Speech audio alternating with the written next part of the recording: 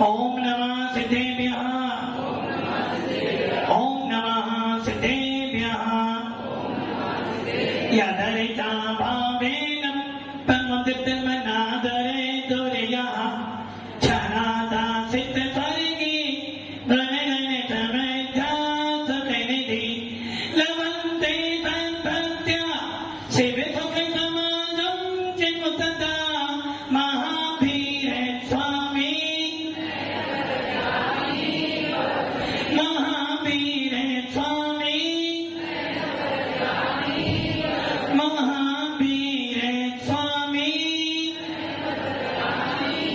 गुरुवाबंधनो नित्यं ज्ञाने दर्शन नायिका चारित्रानं गंभीर मोक्ष मार्गोपदेशिका पंच प्रकृति भगवान की एक राधिनाथ भगवान की अंतिम सत्संगति भगवान महावीर स्वामी की आचार्य श्री कुंद भगवंत की आचार्य श्री विमल सागर जी महाराज की आचार्य गुरुदेव सरस्वती सागर जी महाराज की तीन काव्यों करोड़मणि राजाओं की द्वादशांजलि माताओं की बोले आध्यात्मिक दिव्य तपस्वी 108 आचार्य श्री सुंदर सागर जी गुरुदेव की गुरुदेव की गुरुदेव की भव्य आत्मा अंतिम तेज भगवान महावीर जिनकी पावन दिव्य देशना को हम सुन रहे हैं और ये सुनिश्चित है जब भी आत्मा की याद आएगी जब भी अपनी खबर लोगे जब भी अपने अंदर जाने का प्रयास करोगे तो एक ही चीज नजर आएगी भगवान महावीर के सिद्धांत ये सुनिश्चित है किसी भी संप्रदाय का व्यक्ति हो किसी भी संप्रदाय को मानने वाला हो यहाँ तक कि पशु पक्षी भी हो वो भी जानते हैं यदि मुझे सुख शांति की प्राप्ति करनी है तो एक मार्ग है और वो मार्ग कौन सा है जिन शासन का वीतराग शासन का आपके मन में एक शंका उत्पन्न हो सकती है कि हर संप्रदाय का व्यक्ति कहता है मेरा धर्म सबसे सुपर है और जैन लोग भी यही बात कह रहे हैं कि जैन शासन में आओगे जब भी तुम्हारा कल्याण होगा। अरे भैया परीक्षा कर लो परीक्षा करके देख लो अभी तुम्हें अच्छा लगे क्योंकि बाजार जाते हो तो परीक्षा करके देख भाल के लाते हो सामान वैसे ही परीक्षा कर लो पूरे विश्व के लोग बैठ जाए परीक्षा कर ले सारे संप्रदाय के गुरु बैठ जाएं और परीक्षा करके देख लें कि जैन शासन जो कहता है वो बात सत्य है या नहीं है। ये सब मानते हैं ये सब जानते होंगे आप कि जब वस्तु भारी होती है और उसे पानी में डालोगे तो कहां पर जाएगी नीचे नीचे जाएगी सोच लो यदि वस्तु भारी है तो कहां जाएगी नीचे जाएगी और जो व्यक्ति जितना जितना कसायों से भारी हो जाएगा जो व्यक्ति परिग्रहों से जितना जितना भारी हो जाएगा जो व्यक्ति राग देश से जितना भर जाएगा कहां जाएगा कहां जाएगा फिर तुम लिखते रहो स्वर्गवास खुश होने वाला भगवान राम वन में गए तो बन गए भगवान राम वन में गए तो बन गए और फिर भगवान वन में गए तो नंबर 1 हो गए। वन में जाने का मतलब जंगल में जाने का नहीं है वन में जाने का मतलब है संसार में 2 चीजें हैं दुख और सुख राग और द्वेष संसारी और मुक्त सुख और असुख यदि तुझे वन में रहना है तो घर में ऐसा रहे कि मैं अकेला हूँ एकाकी हूँ। यदि पूरे लोग चाहते हैं कि हम घर में शांति से रहें पवन जी बूढ़े हो गए अभी तो मैं किंतु गवर्नमेंट ने लिख दिया कि 60 साल के बाद रिटायरमेंट हो जाता है। यदि बूढ़ा व्यक्ति घर में शांति से 2 टाइम की रोटी खाना चाहता है यदि बूढ़ा व्यक्ति वृद्धाश्रम में नहीं जाना तो उसको एक काम करना पड़ेगा। पहला, सबसे पहला एक काम, क्या काम? अपने मुंह पर कम खाना और कम खाना। जो कम खा लेगा, कम मतलब घर में बूढ़ा व्यक्ति जब रहता है, कभी बहू टोकती है, कभी बेटा टोकता है, कभी पोता टोकेगा, कभी पोती टोकेगी, और यदि बूढ़ा व्यक्ति चैन चैन करता रहेगा तो साधारण क्या कहोगे? इनको दुकान पे ले जाओ। अब दुकान पर जाएंगे, बेटे ने ऐसा करा, बेटा ऐसा कर रहा, ऐसा कर रहा, पापा घर जाओ। अब दशा क्या बनी? ना घर का है ना दुकान का, बीच में बिठा दो। अब बीच में पोता आ गया तो दादाजी देखते नहीं, मैं लोग थोड़ा साइड से बैठो। अब उसका पहले घर कहाँ था? मेन हॉल उसका घर था। अब धीरे धीरे कहाँ पर? गेट के पास में चार पाई पे बैठा हुआ है। इसलिए बूढ़े व्यक्ति को अभी शांति से वो चाहता है कि घर में मेरी इज्जत हो, मेरा सम्मान हो, तो क्या करना? कम बोलना और कम। उल्लू जो होता है उसे रात में ज्यादा दिखता और दिन में, इसलिए उल्लू दिन में उड़ता नहीं, रात में उड़ता। व्यक्ति बूढ़ा व्यक्ति दिन में तो रात में नहीं खाओगे, अभी बूढ़े होने में थोड़े समय बाकी है। बूढ़ा व्यक्ति दिन भर तो अंधा बन के रहता, तो रात में बहू क्या कर रही है, क्या बना रही है, कहां जा रही, देखता है दिन भर तो। और बूढ़ा व्यक्ति क्या करता? दिन भर कुत्ता क्या करता है? दिन भर भोगता है तो अपने मालिक का वफादार। वैसे ही बूढ़ा व्यक्ति घर में बोले जरूर, कहीं बाहर जाओ तो घर में कौन रहेगा? बूढ़े दादाजी लोग तो कम से कम चौकीदारी का काम करेंगे।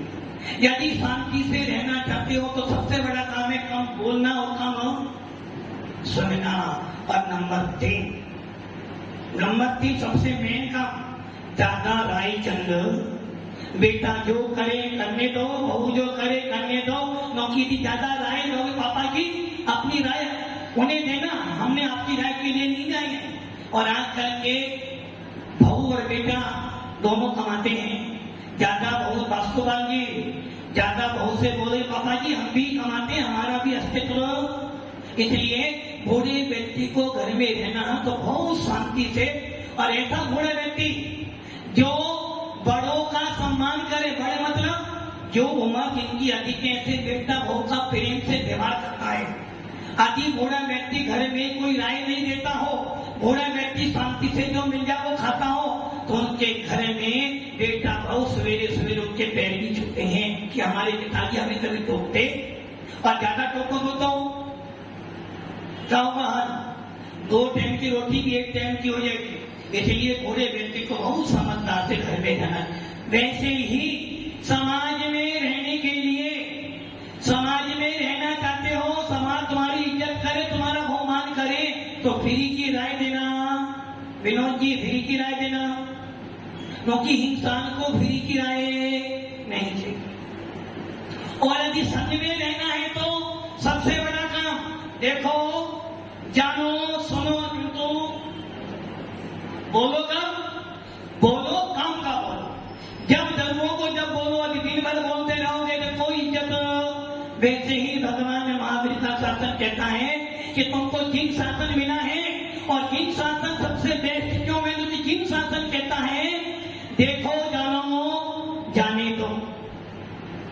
जब भी तुम्हारा कल्याण होगा, कब होगा? जब तुम सारे परिवेश से रहित हो जाओगे। जब तक कसाई का एक अंश भी तुम्हारे अंदर है, तब तक तुम्हारा कल्याण होने वाला नहीं है। जब तक तेरे मन में सामने वाले के प्रति बुरी भावना भरी हुई है, तब तक तेरा कल्याण होने वाला नहीं। और सरकार भी कहती है भैया ज्यादा संग्रह मत करो, वरना नहीं करा। राजू भैया करे नहीं तो छापा पड़ जाएगा, और जब छापा पड़ जाएगा तो जो तब वो भी सारा का सारा 2 नंबर का चला जाएगा। इसलिए इतनी जरूरत हो उतनी रखो, बाकी को दानो। जबकि गवर्नमेंट अब कह रही है, अब भगवान महावीर का कह रहे थे कि भैया जरूरत से अधिक रखोगे टेंशन बढ़ जाएगी, दिन का चैन और रात की नींद उड़ जाएगी। इसलिए कम रखना, अच्छा रखना। भव्य आत्माओं, भगवान महावीर की परंपरा में तत्वांश सूत्र पे चर्चा अपनी चल रही है और तत्वांश सूत्र के लेखक गद्य पिच्छा उमा स्वामी, जिन्होंने अपने तत्वांश सूत्र में आचार्य कुंदकुम स्वामी को अपना आधार बनाया। आखिर उन्होंने उमा स्वामी जी ने कुंदकुम स्वामी को अपना आधार क्यों बनाया, इसके पीछे भी कारण है। यदि विनोद के घर में शादी है, उनके यहाँ कार्ड पे नाम किसका जाएगा? पवन जी का। पगाले भी ले जाएगा, कांतिलाल की पगाले जाएगा ना, और किसी का नाम तो परिवार का ही तो आएगा ना, इनका तो नहीं आएगा ना, सेठ साहब का, भगवान का नाम आएगा। उसी प्रकार उमा स्वामी भगवान आचार्य कुंद स्वामी के उत्तराधिकारी हैं। अर्थात एक आचार्य भगवत में अरत बलि, जिस समय आचार्य धनसेन स्वामी को चिंता उत्पन्न हुई थी कि मेरा ज्ञान किसे दो, उस समय उन्होंने अरत बलि आचार्य के बाद में पत्र लिखा था, जिस पत्र को पढ़कर उस समय अरत बलि आचार्य के पास में बहुत सारे साधु जमा हुए थे। पंचवर्षीय युग प्रतिक्रमण किया गया था, आज से बहुत साल पहले। उस समय आचार्य अरत बलि ने संघों की परंपरा बनाई थी, ये नंदी संघ, ये वो संघ, ये संघ। उस नंदी संघ में सबसे पहले आचार्य हुए माघ नंदी, उसके बाद हुए जिनचंद, और तीसरे नंबर पर आते हैं आचार्य कुंद स्वामी, जिनको हम अध्यात्म विजय वेत्ता कहते हैं। जिस कुंद स्वामी के बारे में सुनते हैं कि जिन्होंने भारत क्षेत्र में भक्ति कैसी हो, भक्ति कैसी हो, मीरा नाम सुना है। मीरा ने क्या किया था पता? मीरा कौन थी? मीरा कौन थी? कांति जी, कीर्ति जी, मीरा कौन थी? बस मेहनत से पूछो संसार कितना बड़ा है तो वो इतना बड़ा ही बताएगा। मीरा तुम्हारे मेवाड़ और बागड़ में कौन प्रसिद्ध हुआ है बताओ? महाराणा प्रताप मेवाड़ बागड़ का सरदार, जिसने पूरे राजपूतों का सरदार था। ऐसे महाराणा प्रताप के खानदान की बड़ी मां थी कौन? उदय चंद के भाई की पत्नी वो मीरा एक राजघराने राजपूतानी थी, और उसको ना जाने कहां से कृष्ण के प्रति इतनी लगन लग गई थी, उसने सारा परिवार छोड़कर और वृंदावन में रहने लगी। और उसका प्रभाव महाराणा प्रताप पर इतना पड़ा, इतना पड़ा, इतना पड़ा, उसे ये पता चला कि मेरी बड़ी माँ नारायण कृष्ण की भक्ति करती है, तो उसके पास में गया। इधर मुगल बादशाह अकबर भी गया, और जब दोनों गए तो मीरा ने जब उसके भजन सुने तो महाराणा प्रताप के मन में आया, चलो अपन भी हम राजपुताना छोड़कर नहीं रहेंगे। उस समय मीरा ने उसे समझाया कि मेरी जरूरत तो यहाँ है, तेरी जरूरत तो अभी राजपुताना में है। ऐसे उस मीरा ने भगवान की ऐसी भक्ति की, उस नारायण कृष्ण की ऐसी भक्ति करी कि उस मीरा ने अपना पूरा जीवन लगा दिया। और आज भी जब जब भक्ति की बात आती है तो मीरा का नाम आता है। और महाराष्ट्र में जाओगे तो काराम बाबा, जिन्होंने ऐसी भक्ति करी कि उस भक्ति की आदमी में शांति जाती है। ऐसी भव्य आत्माओं जिनको अपनी आत्मा का कल्याण करना, उनके लिए जिन शासन से बड़ा कोई शासन है। क्योंकि जिन शासन मतलब आपके तन को सुरक्षित रखता है, आपके मन को स्वच्छ करता है और आपकी आत्मा को भी निर्मल करता है। पानी छानकर पियोगे तो वाणी अच्छी बोलोगे, और यदि पानी छानकर पियोगे तो जीव दया से सुरक्षित रहोगे, जीव हिंसा से बच जाओगे। रात्रि में नहीं खाओगे तो बीमार नहीं पड़ोगे, और दूसरों पर दया करोगे तो लोग कहेंगे बहुत अच्छा इंसान था। ऐसे ही आचार्य कुंद स्वामी, जिन्होंने इस भरत क्षेत्र में रहते हुए मात्र मन में भाव आ गए कि आज मुझे सिमंदर स्वामी को नमस्कार करना है, और यहीं बैठे बैठे भक्ति कर रहे थे कि उनका नमस्कार विदेश क्षेत्र में जाकर सिमंदर स्वामी को मिल गया, और बड़ी सभा में भी तीर्थंकर अनंत परमेश्वरी का समोसा लगा था और तुरंत उनका हाथ उठ गया, जबकि कभी भगवान का हाथ उठता नहीं, किंतु उनका पुण्य था और तीर्थंकर का हाथ उठ गया। लोगों ने पूछा, चक्रवर्ती ने पूछा कि भगवान हमने तो नमस्कार किया ही नहीं, ऐसा कौन सा भव्य जीव है जिसके लिए आपने आशीर्वाद दिया? तो भगवान कहते हैं, भैया कुंद कुंद नाम का भरत क्षेत्र का मुनि है, उसने अपने मन के मंदिर में बोलते ना, मेरे मन मंदिर में आने बसो आदिनाथ ने, उस कुंद स्वामी ने सिमंदर स्वामी को अपने मन के मंदिर में बिठाया और कुंद स्वामी को वहीं से आशीर्वाद। ऐसी भक्ति हमारी होनी चाहिए। और जब गोमदेश बाहुबली के पास में हुबली का राजा गया और प्रतिदिन जाता था, उनका अभिषेक देखकर उस अभिषेक को पीता था, क्योंकि वो चैन नहीं था। और जब एक राजा ने देखा कि ये डेली यहाँ जाता है, मेरा शत्रु है, इसे मारना है, तो क्या करना पड़ेगा? पुजारी को थोड़ा लालच दो और गंधोगत में झैन मिला दो, ये मर जाएगा। वो राजा आया, अभिषेक मांगा तो पुजारी के हाथ, और वो केला राजा ने आज के अभिषेक आप मत लो, तुम्हें खतरा है। वो राजा कहता, भैया तू जैन है, मैं कर्म से जैन नहीं, जाति से जैन नहीं, कर्म से जैन हूँ। अरे जहाँ बाहुबली का अभिषेक लोगों के कुछ दूर कर सकता है, अति इनका अभिषेक में पीकर मर भी जाऊंगा, स्वर्ग तो मेरा निश्चित होगा। और जिनेंद्र देव के पास में आया, मेरा कभी पतन होने वाला, अभिषेक लिया और पी लिया, फिर भी मरा नहीं। क्यों? क्योंकि उसके बाद जिनेंद्र देव के प्रति अटूट श्रद्धा थी, और आयु परम शेष का श्रद्धा को ऐसी होनी चाहिए। मात्र ताली मत बजाओ, ये सोचो कि हे भगवान ऐसी श्रद्धा मेरे अंदर भी उत्पन्न हो। मीरा ने जहर का प्याला पी लिया, फिर भी मरी नहीं, इसे कहते हैं भक्ति। धनंजय सेठ ने अपने मूर्छित बेटे के ऊपर क्या डाला था? 105 नमो कारो सप्त पाप नाशनो मंगलानंचे सव्वे शिव। मात्र उस बेटे की पूजा करने गया था, और क्या कह रहा था? तुम बिन में व्याकुल भयो, जैसे जगबिन में जगब जरा मेरी हरो, करो मोए स्वामी ने। भगवान मैं तो जैन हूँ, और जैन व्यक्ति इधर उधर नहीं जाता, जहाँ वीत आत्मा मिलती है, जहाँ सच्चा आपके मिलता वहां जाता है। भगवान बच्चा मर जाएगा, दूसरा आ जाएगा। मेरी बात समझ आ गई ना? क्या कह रहा वो धनंजय कवि?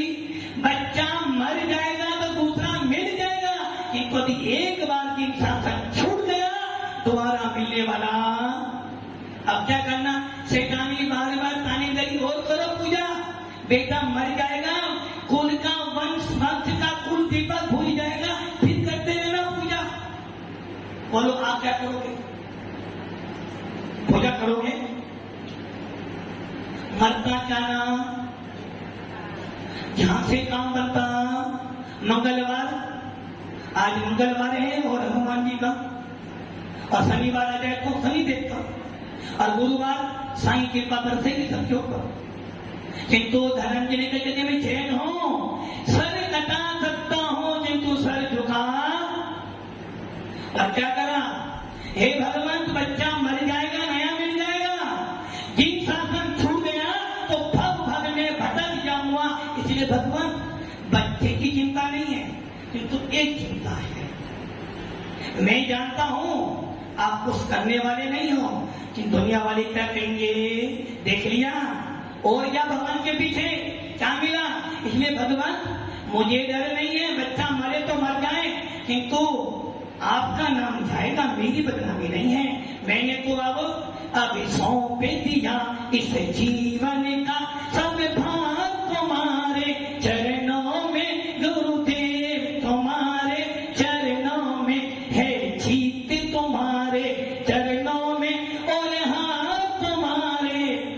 चरणों में। एक ध्यान रखना, जब समर्पण होता है तो पानी की एक बूंद भी मोती बन जाती है। और धनंजय सेठ ने ऐसा चिंतन किया और कंदोदक डाला और बेटा जीवित, बेटा मरा नहीं ना, मूर्छित हुआ था।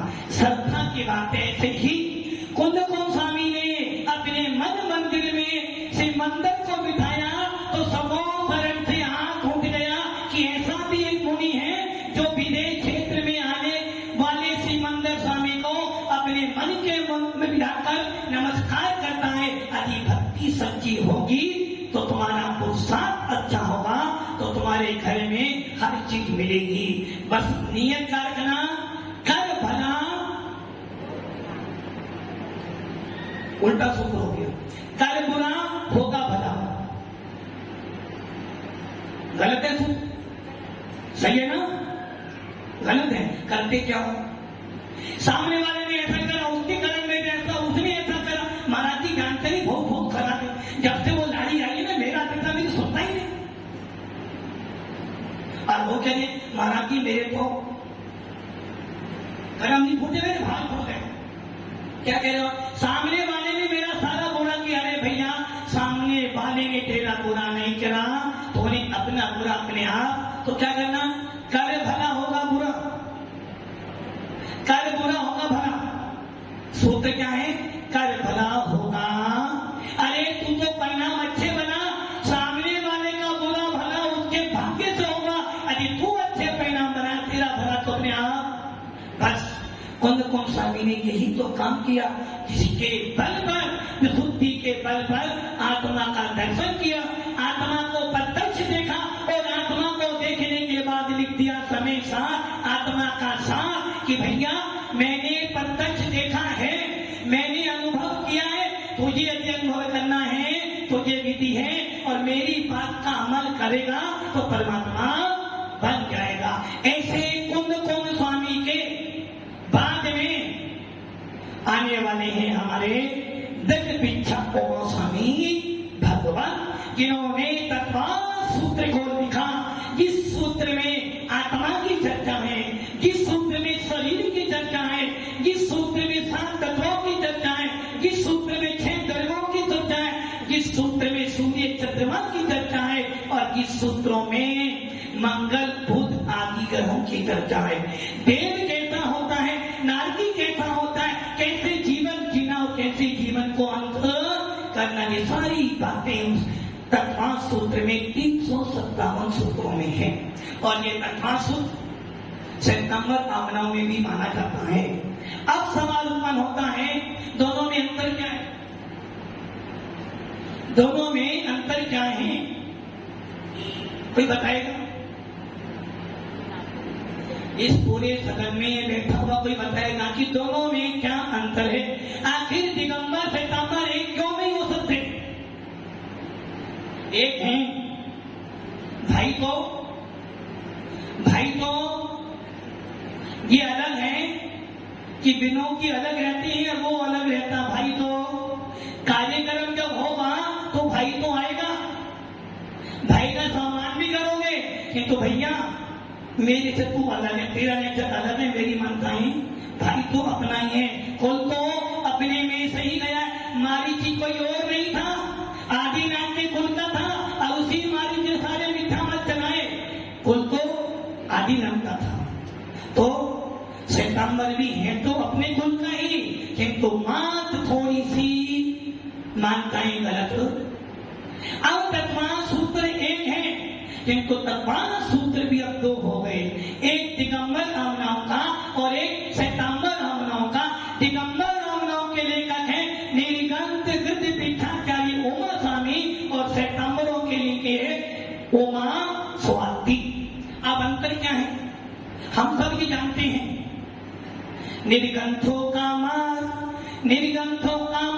हमें प्राणों से भी प्यारा है, निर्गंथों का मार्ग। और ये निश्चित है। अब मेरा सवाल एक और हो रहा, तो भैया जी से राजू के पीछे, बेटा तुम कभी निर्गंथ बने? कभी निर्गंथ बने? बनना है कभी बने? कभी नहीं बने। अभी बनना है। हाँ, पत्रकार महोदय, आप कभी निर्गंध बने? कभी निर्गंध बने? कभी जैन साधु कभी निर्गंध बने क्या? पवन जी, आप कभी निर्गंध बने? अरे भूल करते हो, ऐसा विश्व का कोई व्यक्ति नहीं जो निर्गंध नहीं होता। आया भी निर्गंध तो जाएगा भी निर्गंध। तो आए ना, स्त्री हो या पुरुष हो, पशु या देव हो, सबके सब कैसे आते हैं? निर्गंधी को आते हैं। अरे भैया, पशु के अंतर जब पशु पैदा होता है, कोई वस्त्र नहीं होता है। मुसलमानों, हिंदुओं, जैनों, कोई भी हो, जब भी पैदा होगा तो निर्गंधी पैदा होगा। जब मरेगा तो कफन भी। अब बताओ, निर्गंध मुद्रा है कब से? अनादि काल से है, अनंत काल तक है। हर संप्रदाय वाला मानता है कि निर्गंध तो सबको होना पड़ेगा। किंतु जब पैदा हुए थे, माँ के गर्भ में आए थे तो निर्गंध थे, और जैसे ही बाहर निकले तो क्या हो गया? क्या हो गया? बिहारी लाल जी, क्या हो गया? क्रोध, मान, माया, लोभ आ गई। ये मेरा माँ, ये मेरी पिताजी, ये मेरा पैसा। क्या हो गया? विकारी भाव आ गए तो कपड़े पहना दिए। जब बच्चा पैदा होता है, कपड़े पहनता नहीं, पहनाते हो, और जब पहना देते हो तो वो उतारने की भी इच्छा नहीं करता है। इसलिए जैन शास्त्र का सिद्धांत जो है, निर्गंध मोक्ष मार्ग अनादि काल से है, अनंत काल तक चलेगा। हर व्यक्ति, हर कौन का व्यक्ति निर्गंधी होता है। इसलिए हर संप्रदाय में निर्गंधों की महानता है। और जो लोग टिप्पणी करते हैं कि निर्गंध साधु नहीं होना चाहिए, इस्लाम धर्म हो या मुसलमान धर्म हो या हिंदू धर्म हो, हर धर्मों में निर्गंध पैगंबर पाए जाते हैं। हिंदुओं में मथुरा चलेगा ना, निर्गंध पुरुष भी होते हैं और निर्गंध स्त्रियां भी होती हैं। और निर्गंध का मतलब कपड़े उठाने नहीं है। निर्गंध का मतलब है अंदर के विकारी भावों को हटाना। निर्गंध का मतलब है क्रोध, मान, माया, लोभ को हटाना। निर्गंध का मतलब है राग, द्वेष, मोह को हटाना। और निर्गंध का मतलब है सबको अपना मानना। इसलिए भगवान महावीर बोलो या आदि बोलो, शासन तो एक ही है, निर्गंध मोक्ष मार्ग हो। अब बताओ भैया, निर्गंध बने कभी? हर रोज सवेरे बनते हैं और शाम को कपड़े पहन के सो जाते हैं। कौन है जो निर्गंध नहीं है? बस इतना है, आपने अपने यथाचार स्वरूप को इतना बदल दिया है कि आपको अपनी सुध नहीं है। देख तेरे संसार की हालत क्या हो गई भगवान, कितना बदल गया। बदल गई ना? पहले एक कमाता था, 10 खाते थे, आज 10 कमाते हैं, 8 का भी पेट। पहले बैठे बैठे खाते थे, अब खड़े खड़े खाते हो। पहले जंगल में जाते थे, आज घरों में तुम जाते हो। पहले प्रेम से बोलते थे और आज क्रोध से बोलते हो। कितना बदल गया इंसान। इसलिए पूछ वाला पहले भी अच्छा था, आज भी बढ़िया है। जब जब भी उपसर्ग परिचय साधु संतों पर आएंगे, पूछ वालों से नहीं, मूछ वालों से ही आएंगे। कितने बदल गए। ऐसा तत्वान सूत्र के लेखक है हमारा ही कुल का, किंतु मान्यताएं बदल गई और मान्यताएं बदलने से ही मत बदल जाते हैं। सिखों के अंदर भी एक ही मान्यता नहीं है, बहुत सारी मान्यताएं हैं। इस्लाम धर्म के अंदर भी एक ही मान्यता नहीं, बहुत सारी मान्यताएं। और मुसलमान धर्म में भी सुअर संगीत दो मत बन गए। उसी पता जैन शासन के अंदर भी दिगंबर और श्वेतांबर बच गए, किंतु है तो कौन है? कौन है? भाई तुम्हारा ही है, किंतु गलत हमारे पर चल गया है। कोई बात नहीं, कल का भूला। दादू जी क्या सोच रहे? वो यही सोचे हमारा 2 दिन भूल गया था, वापिस आ गया। कल का भूला शाम को आ जाए तो भूला नहीं गया। तो सारे संप्रदाय के लोग मानते हैं जब भी मरोगे तो अपने पापों को तो छोड़ना पड़ेगा।